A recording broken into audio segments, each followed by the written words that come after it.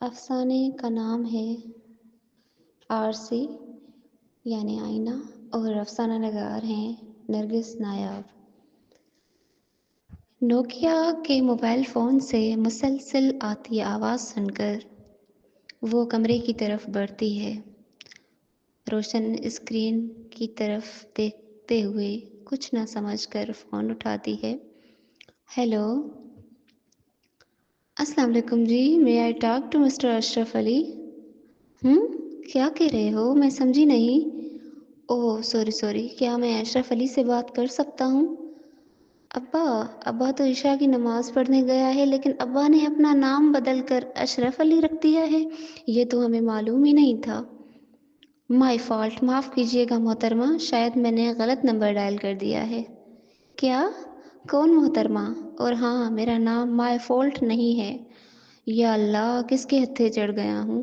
دیکھیں، آپ کا جو بھی نام ہے مجھے اس میں دلچسپی نہیں ہے، براہ کرم مجھے پریشان نہ کریں، میں پہلے ہی بہت پریشان ہوں، میری ملازمت کا مسئلہ ہے، بڑی مشکل سے اشرف علی کا نمبر ملا ہے، پلیز مجھے بتائیں کہ کیا یہ واقعی ان کا نمبر نہیں ہے؟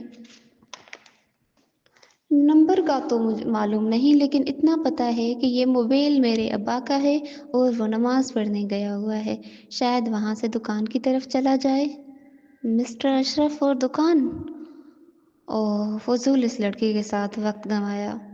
وہ کال منقطع کرنے کے لیے دائیں ہاتھ کے انگوٹھے کو حرکت دینے کا ارادہ کرتا ہی ہے کہ دوسری طرف سے آنے والی ہنسی کی ہلکی سی آواز اسے دوبارہ موبائل کان کے قریب لے جانے پر مجبور کرتی ہے۔ ہنسنے کی آواز اب واضح آ رہی ہے، ستار کے تاروں سے نکلنے والی آواز کے جیسی ہنسی اس کے کانوں میں رس گھول رہی ہے۔ ایسی آواز اس نے آج سے پہلے کبھی نہیں سنی تھی۔ وہ ہیلو ہیلو کیے جا رہا ہے لیکن اسے جواب نہیں مل رہا۔ اب ہنسنے کی آواز بھی دور جاتی محسوس ہو رہی ہے۔ لڑکی کس سے بات کر رہی ہے اور اس قدر ہنس کیوں رہی ہے تو پاگلوں کی طرح؟ ہنسی کی آواز تیز اور تیز۔ بتا کیوں نہیں رہی تو؟ کل موہی فون پر کون تھا؟ اماں، وہ ہنسی کی آواز، وہ ایک شہری بابو تھا جیسے فلموں میں ہوتے ہیں نا، فر انگریزی بولتے بابو، ویسا ہی بالکل، بیچارہ مجھ سے عاجز آ گیا۔ ہنسی کی آواز ایک بار پھر سے تیز ہونے لگتی ہے۔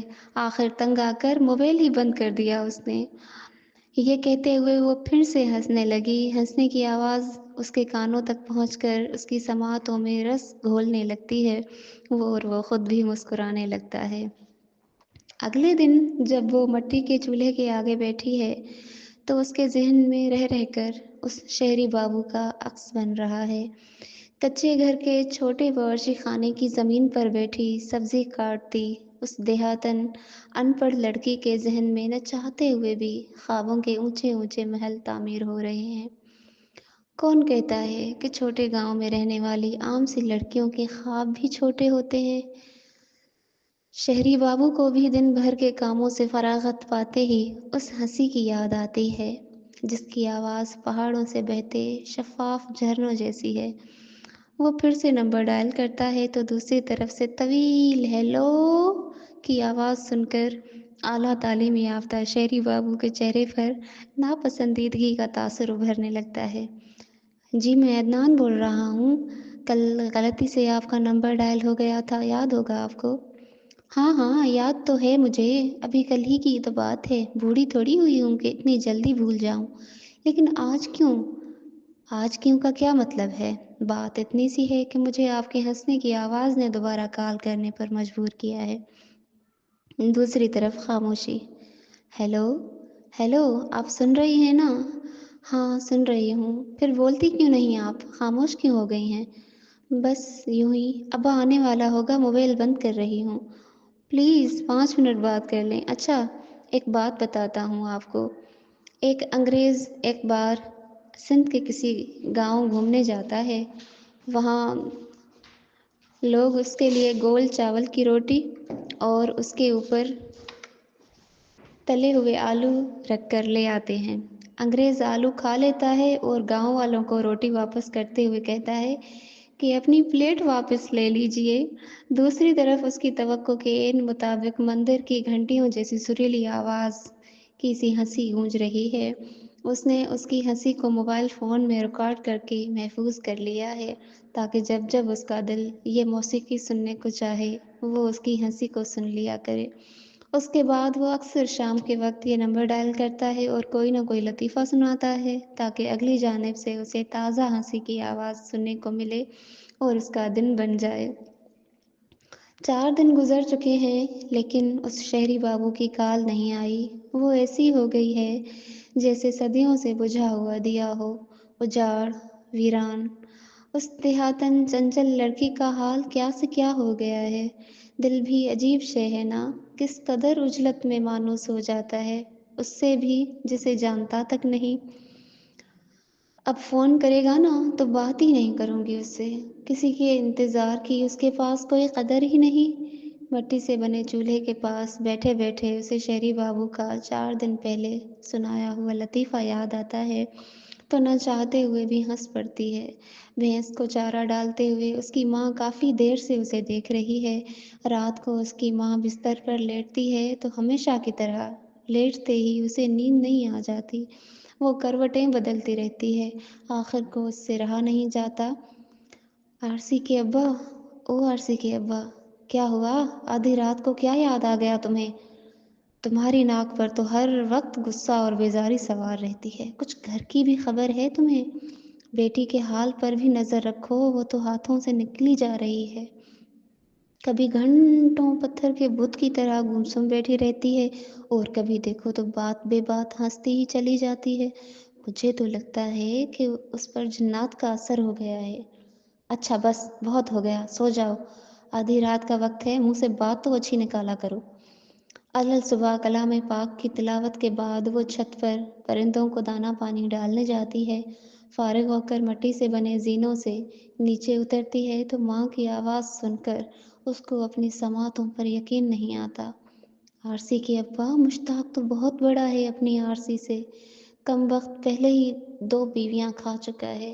اپنی آرسی تو تمہیں اتنی جلدی کیا ہے؟ کون سی اس کی عمر نکلی جا رہی ہے؟ ایک ہی تو بیٹی ہے ہماری، 10-12 تو ہے نہیں کہ تم اس قدر بے چین ہوئے جا رہے ہو۔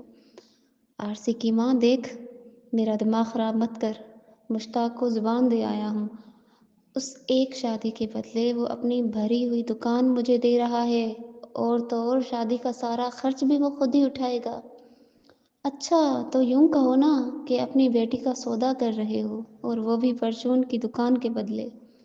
وہ بوجھل قدم اٹھاتی ہوئی بمشکل اپنے کمرے کے کونے میں اپنی چارپائی تک پہنچی ہے۔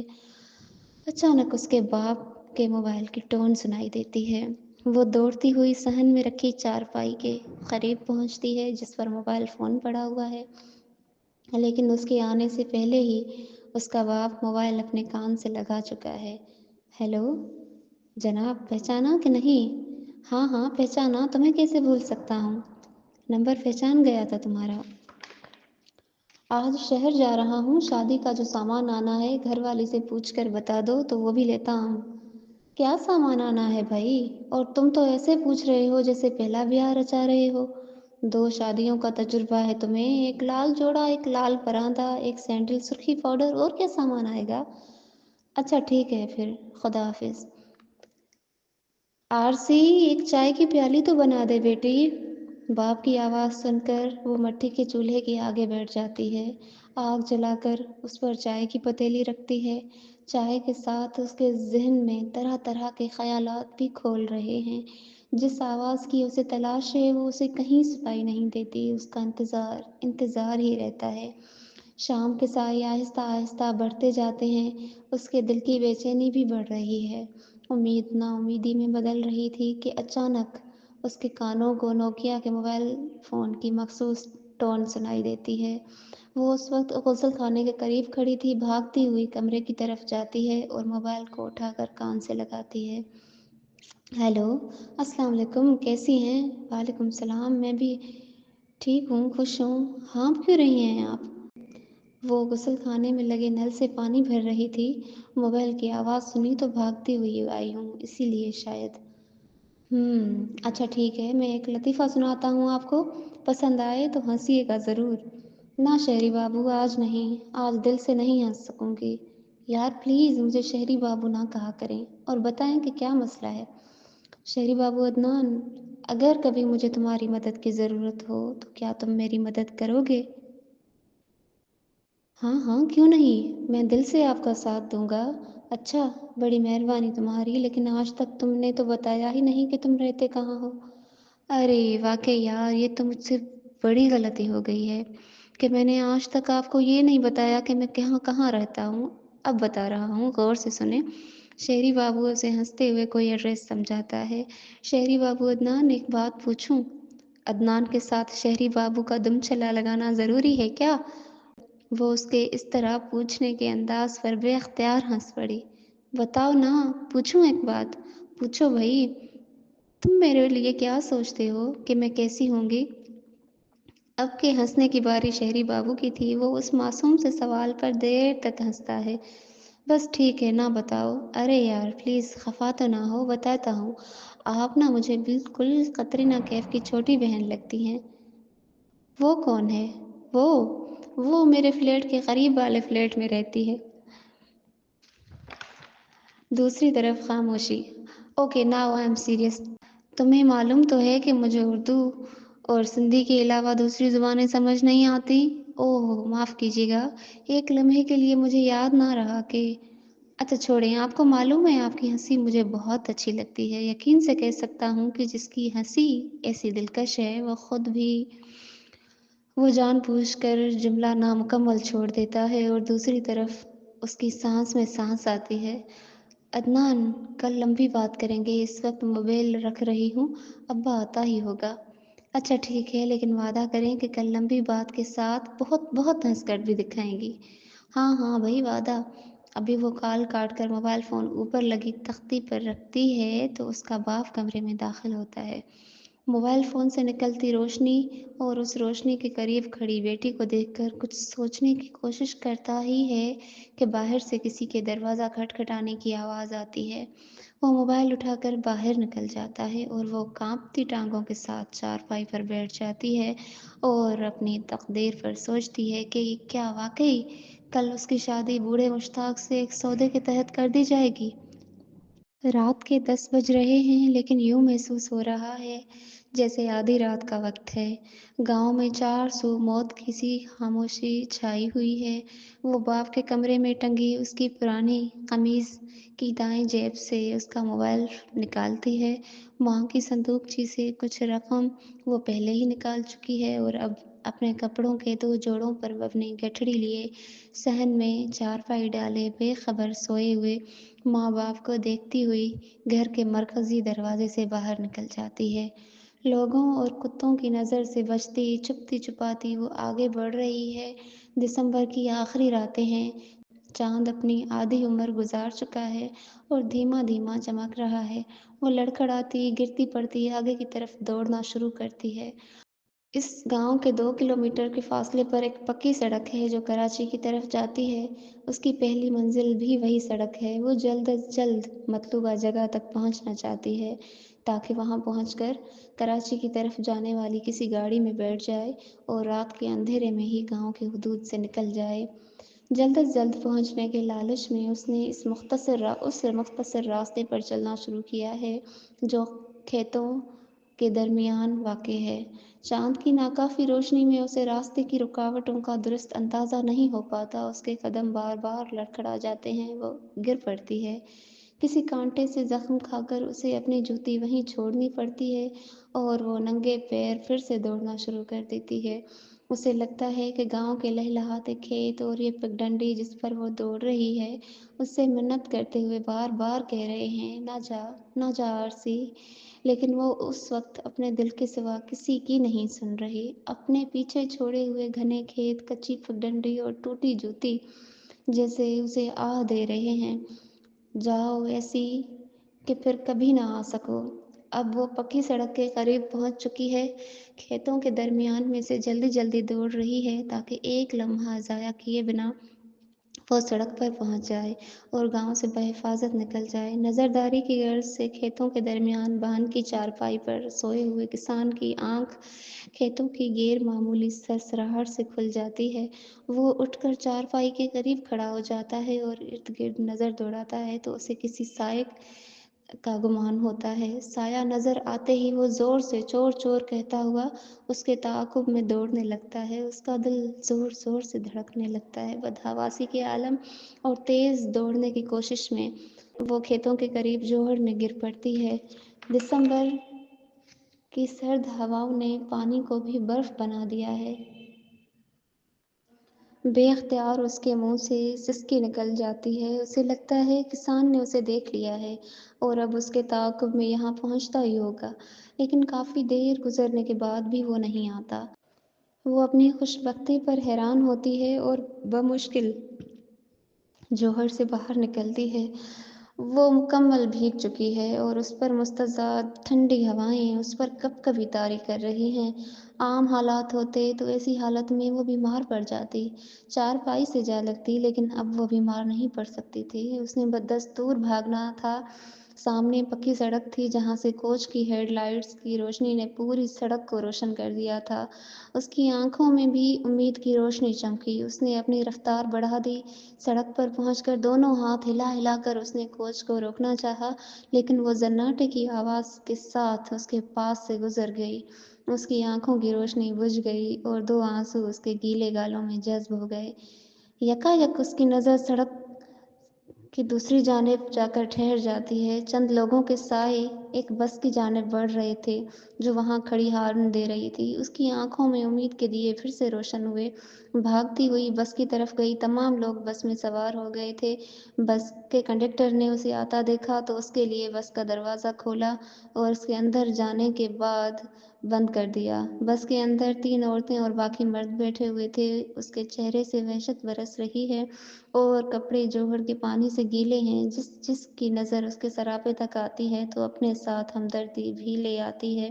ایک نوجوان لڑکے نے اپنی سیٹ سے اٹھ کر اسے جگہ دی ہے اور خود پیچھے موجود خالی سیٹ پر جا بیٹھا ہے۔ کنڈکٹر اس سے کرایہ مانگتا ہے تو وہ گٹھڑی کھول کر اس میں سے چند گیلے نوٹ نکال کر اس کی طرف بڑھاتی ہے۔ کنڈکٹر ان نوٹوں میں سے 400 کے لال نوٹ رکھتا ہے اور باقی اسے لوٹا دیتا ہے۔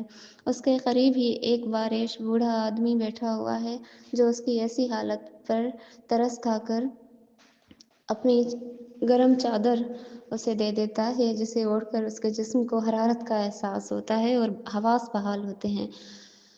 حواس بحال ہوتے ہی اسے کچھ ہی دیر قبل اپنے گھر سے نکلنا یاد آتا ہے، پھر اپنی ماں اور باپ کے چہرے یاد آتے ہیں اور پھر اس کی آنکھوں سے آنسو بہنا شروع ہو جاتے ہیں۔ صبح کے آثار نمودار ہوتے ہی بس کراچی کی حدود میں داخل ہوتی ہے۔ سارے مسافر باری باری اپنے اپنے اسٹاپ پر اترتے جاتے ہیں۔ آخری اسٹاپ پر اترتے ہوئے وہی باریش بوڑھا آدمی جس نے اسے بیٹی کہہ کر سفر کے دوران چادر دی تھی اسے بتاتا ہے کہ یہ اس بس کا آخری اسٹاپ ہے۔ پھر اس سے پوچھتا ہے کہ اسے کہاں اترنا ہے۔ اس شخص کی بات سے اس کے خیالوں کا سلسلہ ٹوٹتا ہے۔ وہ اپنے موزن کو بغیر کچھ بتائے بس سے نیچے اتر آتی ہے۔ بس سے اترتے ہی اس پر پھر سے وحشت طاری ہو جاتی ہے۔ آتے جاتے لوگوں کی تیکھی نظریں، تیز رفتار گاڑیاں اور وہ اپنے ننگے پیروں کو دیکھ کر اپنے آپ میں سمٹنے کی کوشش کرتی ہے۔ بیٹی تم کچھ گھبرائی سی لگتی ہو، میری بیٹی جیسی ہو، کوئی پریشانی ہے تو مجھے بتا سکتی ہو۔ بوڑھا آدمی اس کی حالت دیکھ کر پھر اس کے قریب آ کھڑا ہوتا ہے، اس سے دریافت کرتا ہے کوئی لینے آئے گا تمہیں؟ کسی نے آنا ہے؟ ایڈریس بھول گئی ہو اپنا؟ ایڈریس کا لفظ سنتے ہی وہ پھرتی سے اپنی گٹھڑی کھولنے لگتی ہے جو قدرے سوکھ چکی ہے۔ اسے یاد آتا ہے کہ جب وہ جوہڑ میں گری تھی تو اس کے ساتھ اس کی گٹھڑی بھی گیلی ہوئی تھی۔ گٹھڑی میں موبائل اور وہ کاغذ بھی تھا جس پر شہری بابو عدنان کا نمبر لکھا ہوا تھا جو اس سے رابطے کے ابتدائی دنوں میں اس نے اپنی ایک سہیلی کو اپنا رازداں بنا کر اس سے لکھوایا تھا اور اپنے پاس محفوظ کر لیا تھا۔ اگر دونوں گیلے ہو گئے ہوں گے تو دونوں کام کے نہ رہے ہوں گے، اس نے سوچا۔ اگر ایسا ہی ہوا تو وہ شہری بابو کو پھر کیسے ڈھونڈے گی؟ چاچا دیکھو یہ کام کر رہا ہے۔ وہ گٹھڑی سے موبائل فون نکال کر بوڑھے آدمی کو دیتی ہے۔ ہاں بیٹی کام کر رہا ہے، چارجنگ بہت کم ہے، اس سے پہلے کہ بند ہو جائے اپنے کسی رشتہ دار کو فون کرو کہ آ کر تمہیں لے جائیں۔ चाचा, मुझे मोबाइल चलाना नहीं आता, कोई फ़ोन करता है तो उठा लेती हूँ। ये इस कागज़ पर उस रिश्तेदार का नंबर है जो मुझे लेने आएगा। अभी कल ही उससे बात हुई थी। वो एक कागज़ का टुकड़ा बूढ़े आदमी की तरफ बढ़ाती है। कागज़ पर लिखा हुआ नंबर धुंधला ज़रूर हुआ था, लेकिन मुकम्मल मिटने से बच गया था। वो कॉल मिलाता है। बेटा, कॉल तो जा रही है लेकिन कोई उठा नहीं रहा। हेलो, अस्सलाम वालेकुम। नींद में डूबी हुई आवाज़ में किसी ने कहा। बेटी, लो बात करो, तुम्हारे रिश्तेदार ने कॉल उठा ली है। शहरी बाबू अदनान, मैं बड़ी मुसीबत में हूँ, मुझे मुझे ले जाओ आकर। आप कहाँ हैं और आपके पीछे शोर की आवाज़ कैसी है? मैं तुम्हारे शहर कराची में हूँ। व्हाट? कराची में? किस जगह? मुझे जगह का नाम मालूम नहीं है, मैं यहाँ पहले कभी नहीं आई। किसी से पूछ लेना। चाचा, इस वक्त हम कहाँ खड़े हैं? वो बूढ़े आदमी से पूछती है। सदर में, ताज कॉम्प्लेक्स के सामने। बेटी, शहरी बाबू अदनान, हाँ मैंने सुन लिया, आप वहीं ठहरे, मैं 15 मिनट में पहुँचता हूँ। उसके चेहरे पर सुकून के आसार नमूदार होते ही बूढ़ा आदमी उससे इजाज़त तलब करता है। बेटी, अब मैं इजाज़त लूँगा, आज मेरे पोते की शादी है, सब घर वाले मेरा इंतज़ार कर रहे होंगे। अल्लाह से दुआ है कि तुम खैर आफियत से अपनी मंजिल तक पहुँच जाओ। बड़ी मेहरबानी चाचा, बड़ी मेहरबानी। वो बूढ़े आदमी के बाद वो शहरी बाबू का इंतज़ार करने लगती है। सुबह से दोपहर होने को आई है, वो पहुंचा नहीं है। शहरी बाबू को भी ज़मीर मुसलसल मलामत किए जा रहा है कि वो गांव की सादा सी लड़की सिर्फ तुम्हारे लिए अपना घर बार छोड़कर तुम्हारे शहर आई है। ये ठीक है कि तुम्हें उसके साथ गहरी जज्बाती वाबस्तगी नहीं है, लेकिन फिर भी इंसानियत के नाते उसकी मदद तो की जा सकती है ना। उसके बाद चाहो तो उसे समझा बुझा कर गाँव वापस भेज देना। जब वो एक लड़की होकर अपना सब कुछ कुर्बान करके यहाँ तक आ पहुँची है, तो तुम लोगों और लोगों के बनाए मुआशरती कवानीन से क्यों इस कदर खौफज़दा हो? वो मज़ीद ज़मीर की मलामत बर्दाश्त नहीं कर पाता और बाइक स्टार्ट करके घर से सदर जाने के लिए निकल पड़ता है। सदर पहुंचकर वो उसे तलाश करता है। फुटपाथ पर बहुत से लोग हैं। वो उसे ढूंढ नहीं पाता क्योंकि उसने उसे पहले कभी नहीं देखा। वो कॉल मिलाता है। शहरी बाबू, तुम अभी तक नहीं आए। आपने किस रंग के कपड़े पहने हैं, जल्दी बताएं। मैंने कत्थई रंग के कपड़े पहने हुए हैं और सर पर काली चादर है। उसने बाइक को पीछे की तरफ घुमाया। वो उसे बुलाकर नजर आ जाती है। आए बैठें। वो उसके सामने बाइक पर मौजूद है और उसे बैठने के लिए कह रहा है। शरीफ बाबू, तुम प्लीज़ बैठें आप। लोग देख रहे हैं, कहीं तसल्ली से बैठकर बात करते हैं। वो उसका जुमला पूरा होने नहीं देता और जल्द अज जल्द बाइक की बैक सीट पर बैठने के लिए कहता है। वो मर्दों के से अंदाज में बाइक पर बैठती है तो उसे टोकना पड़ता है। ये किस तरह बैठ रही हैं आप? उतरें प्लीज़। और किस तरह बैठूं? ऐसे ही तो बैठते हैं ना, तुम भी तो ऐसे ही बैठे हो। वो बमुश्किल उसे बाइक पर बैठने का दुरुस्त तरीका बताता है, बल्कि खुद बिठाने में मदद करता है। वो जानबूझकर बाइक पर ऐसे बैठा है कि दोनों के दरमियान फासला बाकी रहे। हर स्पीड ब्रेकर पर वो उछलकर उससे जा लगती है और उसकी शर्ट को पीछे की तरफ से ज़ोर से खींचती है। हर बार वो बेजारी का इजहार करता है और हर बार उसकी बेजारी के बदले वो हंस पड़ती है। शाहराहों पर लगे साइन बोर्ड्स, बड़ी बड़ी दुकानें और लोग उस मासूम हंसने वाली लड़की को देखते गुजरते जा रहे हैं। कुछ देर बाद शहर के रास्तों पर चलने के बाद बाइक एक बड़े शॉपिंग मॉल के आगे रुकती है। वाह शेरी बाबू, ऐसा जगमग करता प्यारा घर है तुम्हारा। वो उसकी बात और हैरानी को नज़रअंदाज करके उसे अपने साथ शॉपिंग मॉल के अंदर ले जाता है और वो अंदर मौजूद हर एक चीज़ को हैरत से देखते हुए उसके पीछे पीछे चल रही है। सबसे पहले वो उसे एक जूतों की बड़ी दुकान में ले आता है।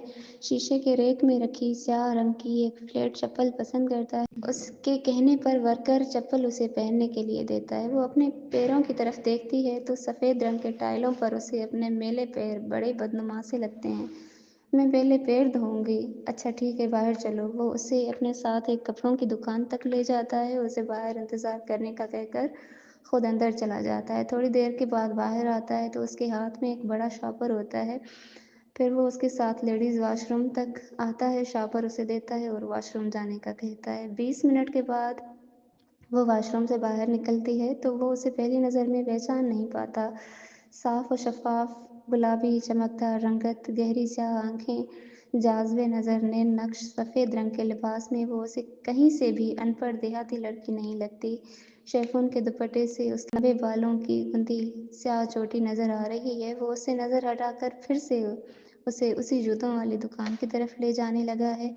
उसे उसकी मेली गठरी कर रही है जिसे वो सीने से लगाए लगाए घूम रही है, और वो उसे जूतों की दुकान में ले जाने से पहले लेडीज बैग की वैरायटी रखने वाली दुकान के अंदर ले जाता है, जहाँ से उसके लिए अपनी पसंद से बड़ा बैग खरीदता है और उससे उसकी गठरी लेकर उस बैग में रख देता है। वहाँ से निकलने के बाद जूतों की दुकान की बारी आती है। पहले पसंद की हुई फ्लेट स्याह चप्पल पहनकर उसके पाँव मज़ीद निखर जाते हैं। दोनों वहाँ से निकलते हैं तो शहरी नज़र आने वाली देहाती लड़की की नज़र सन ग्लासेस की बड़ी दुकान पर ठहर जाती है।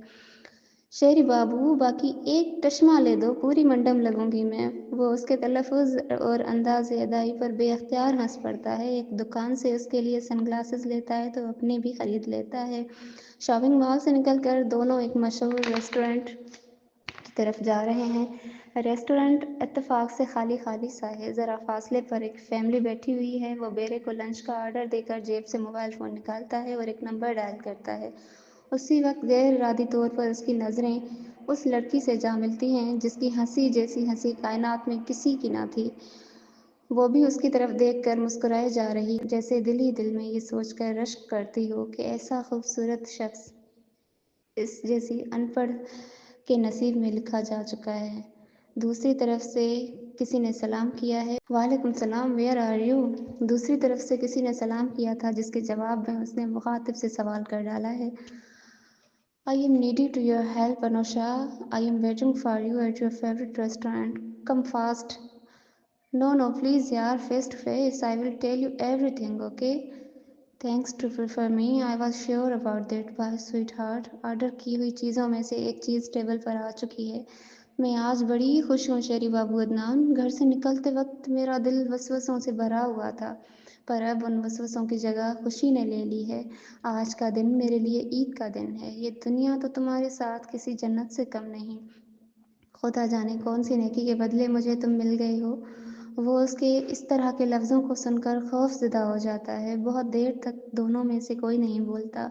दरमियान में बस खामोशी बोलती है। कुछ देर बाद एक मॉडर्न हेयर कट और जदीद तराश खराश के लिबास के साथ खूबसूरत चेहरे वाली एक लड़की दोनों के करीब आकर कुर्सी पर बैठ जाती है। दोनों लड़कियां एक दूसरे की तरफ सवालिया नज़रों से देख रही हैं। Who is she Adnan? Let's go there. वो थोड़े फासले पर मौजूद गैलरी की तरफ इशारा करता है और उसके साथ कुर्सी से उठकर गैलरी की तरफ चल पड़ता है। यार, मैं तो बड़ी मुसीबत में फंस गया हूँ। अब तुम ही बताओ कि क्या करूँ। तुम्हें याद होगा 2 माह पहले मैं सख्त परेशान रहा करता था जब ट्रांसफ़र वाला मामला हुआ था। उन्हीं दिनों मैंने तुमसे अशरफ अली का नंबर अपने वालिद से लेकर देने को कहा था। मेरी कमबख्ती कहो कि जल्दी जल्दी में नंबर का एक डिजिट गलत डायल कर बैठा और कॉल एक गांव की लड़की से कनेक्ट हो गई। उसके बोलने का अंदाज़, बातों की नोयत बिल्कुल ऐसी थी जैसे देहातियों की होती है। कॉल मुनक़ता करने से थोड़ी देर पहले मैंने उसकी हंसी सुन ली थी। वो अपनी माँ के साथ किसी बात पर खुलकर हंस रही थी। बिलीव मी अनुषा, ऐसी हंसी मैंने ज़िंदगी में आज तक नहीं सुनी थी।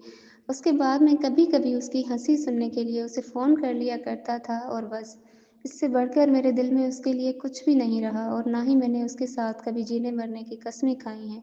मालूम नहीं ये पागल लड़की फिर क्यों सब कुछ छोड़कर घर से भाग कर यहाँ आ गई है। अब तुम ही बताओ क्या करूँ। यू शुड गेट टू मेरी हर अदनान, उसकी डॉक्टर मंगेतर उसके हाथ से अपना हाथ छुड़ाकर मशवरा देती है। Please darling, I have need your help. Don't leave me alone in this situation. You know na, you are my first and last love. I was just passing my time, really, not serious to her. तुमने उस गांव की सादा लड़की के साथ बहुत गलत किया है। तुम्हारी छोटी सी दिल लगी की पादाश में उसे क्या क्या बर्दाश्त करना पड़ सकता है, तुम्हें अंदाज़ा नहीं है। मैं बहुत परेशान हूँ अनुषा, तुम बताओ ना, तुम अपने साथ अपनी कार लाई हो या अपने वालिद की? कार मैं अपनी लाई हूँ, लेकिन Adnan, she is really very beautiful girl, think for her. खामोश रहो प्लीज़। चलो इस मुसीबत को उसके घर छोड़ आते हैं। खूबसूरत मुसीबत कहो, वैसे वो देखने में गांव की लगती तो नहीं है। उसके पीछे बड़ी कहानी है। खैर, मुझे चाबी दो और तुम उस खूबसूरत मुसीबत को अपने साथ बाहर ले आओ। मैं बिल अदा करके आता हूँ। शहरी बाबू अदनान, उसके अचानक पुकारने पर वो दोनों मुड़कर उसकी तरफ देखते हैं। دیکھو، میں تمہاری شہری منڈم سے کسی طور کم نہیں ہوں، بس پڑھی لکھی نہیں ہوں، یہیں آ کر مات کھا جاتی ہوں۔ آپ دونوں مجھے چھوڑنا چاہتے ہیں نا؟ کہیں بھی چھوڑ آئیں، لیکن اب میں گھر نہیں جاؤں گی، بالکل بھی نہیں جاؤں گی۔ اس کا نام کیا ہے عدنان؟ آرسی، وہ اپنے منگیتر کو بتاتا ہے۔ دیکھو آرسی، عدنان اور میری کچھ ہی دنوں میں شادی ہونے والی ہے۔ ویسے بھی تم خود گھر چھوڑ کر آئی ہو، عدنان نے کبھی تمہیں گھر چھوڑنے کے لیے نہیں کہا۔ گھر چھوڑنے سے پہلے کچھ تو سوچتی نا، کوئی 2 دن ہنس کر بات کر لے تو اس کے گلے کی مصیبت نہیں بن جاتے۔ Anusha please take Hare politely, she is not sensible like you. Let me talk Adnan, آپ دونوں کی زبان بڑی مشکل ہے شہری بابو، لیکن پھر بھی چند لفظ جو تم لوگوں نے اردو میں کہے ہیں میں ان کا مطلب سمجھ چکی ہوں۔ جانتی ہوں تم دونوں کیا چاہتے ہو۔ ٹھیک ہے، میں اپنے گھر چلنے کے لیے راضی ہوں۔ منڈم بالکل ٹھیک کہہ رہی ہیں، کوئی 2 دن ہنس کر بات کر لے تو اس کے گلے کی مصیبت نہیں بن جاتے۔ کار اسٹارٹ کرو عدنان، اس کی منگیتر نے کہا۔ سفر کے دوران وہ تینوں مسلسل خاموش رہتے ہیں، آخر اس سے چپ نہیں رہا جاتا۔ مجھے معاف کر دینا آرسی، مجھے اندازہ ہی نہیں تھا کہ آپ… جانے دو شہری بابو، آرسی بھی کہہ رہے ہو اور معافی بھی مانگ رہے ہو۔ جانتے تو ہو کہ آرسی تو ہوتی ہی ٹوٹنے کے لیے ہے۔ میں بہت شرمندہ ہوں، میں بیان نہیں کر سکتا۔ ارے نہیں نہیں، تمہارا کوئی قصور نہیں ہے، ساری میری خطا ہے۔ میں گاؤں کی ان پڑھ گنوار لڑکی، تم شہر کے پڑھے لکھے لوگوں کو سمجھنے میں غلطی کر بیٹھی۔ آرسی، تمہارے گھر والے تمہیں قبول تو کریں گے نا؟ عدنان کے برابر والی سیٹ پر بیٹھی اس کی ڈاکٹر منگیتر نے بیک سیٹ پر بیٹھی آرسی کو مڑ کر دیکھا اور پوچھا۔ معلوم نہیں منڈم، لیکن تسلی رکھو، لوٹ کر تمہارے عدنان کے پاس نہیں آؤں گی۔ رات کے 3 بج رہے ہیں۔ ان کی کار پکی سڑک سے اتر کر دھول اڑاتی ہوئی گاؤں کی طرف آ رہی ہے اور بالآخر اپنا سفر طے کر کے اس کے کچے گھر کے دروازے کے سامنے رک جاتی ہے۔ ہر سو خاموشی کی آواز رقص کر رہی ہے۔ دروازے کا کھٹکنا کسی کی آمد کا اعلان کر رہا ہے۔ اس کا بوڑھا باپ چہرے پر حیرت کے تاثرات چسپاں کیے دروازہ کھولنے کے لیے آتا ہے۔ دروازہ کھولتے ہی اس کی نظر اپنے باپ کے وجود پر پڑتی ہے۔ نصیبوں جلی، تو کیوں آئی ہے لوٹ کر؟ ابا اندر چل، یہ میرے مہمان ہیں، ساتھ ہیں میرے۔ نہیں آرسی، ہم چلتے ہیں، گھر پہنچتے تک بہت وقت لگ جائے گا، اللہ حافظ۔ اس کی منگیتر اس کا ہاتھ پکڑ کر واپس گاڑی میں جا بیٹھتی ہے۔ گاڑی میں بیٹھتے ہی وہ دیکھتے ہیں کہ آرسی کا باپ اس کو بالوں سے کھینچتے ہوئے گھر کے اندر گھسیٹ کر لے جا رہا ہے۔ اتنے میں باہر سے کوئی اور بجلی کی تیزی کے ساتھ دروازے سے گھر کے اندر داخل ہوتا ہے۔ اس کا باپ اسے لاٹھیوں اور لاتوں سے مسلسل مار رہا ہے۔ وہ اپنے بچاؤ میں صرف چیخ رہی ہے اور دونوں گاڑی میں بیٹھے اس کی دلسوز چیخیں سن رہے ہیں۔ وہ گاڑی کا دروازہ کھول کر باہر نکلنے کی کوشش کرتا ہے تو اس کی منگیتر اسے سختی سے منع کر دیتی ہے۔ عدنان، وہ تمہیں بھی مار دیں گے، تمہیں میری قسم ہے، گاڑی چلاؤ، نکلو یہاں سے۔ گاڑی دھول اڑاتی ہوئی گاؤں کو چھوڑ کر پکی سڑک کی طرف رواں دواں ہے۔ یہ لے بندوق، مار اس حرامزادی کو، کاری ہے یہ، وہ بھی کارا تھا، اسے کیوں جانے دیا؟ اس کے ساتھ تو اس کی بیوی تھی، ہماری لڑکی ہی خراب نکلی۔ مشتاق، او آرسی کے ابا، نہ مارو میری معصوم بیٹی کو، اسے کیا پتہ دنیا داری کا۔ آرسی بیٹی، تو اندر چل ماسی، یہ غیرت کا معاملہ ہے، مشتاق بولا۔